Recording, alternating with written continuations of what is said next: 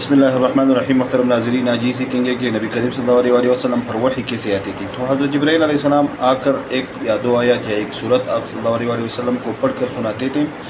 نبی کریم صلی اللہ علیہ وسلم اس کے ساتھ دہراتے تھے یا سنتے تھے صرف، اور کسی کاتب کو بلا کر اس سے لکھواتے تھے۔ دوسرا سوال یہ ہے کہ نبی کریم صلی اللہ علیہ وسلم خود کیوں نہیں لکھتے؟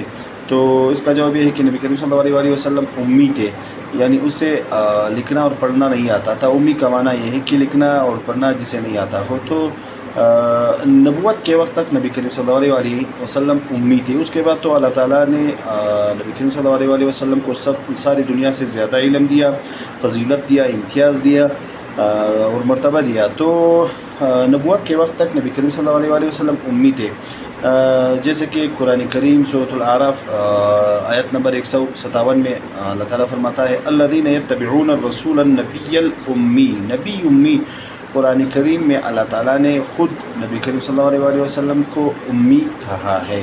ویڈیو کو شیئر کرنا، لائک کرنا، تاکہ اس سے دوسروں کو بھی فائدہ ہو اور ان کے علم میں بھی اضافہ ہو۔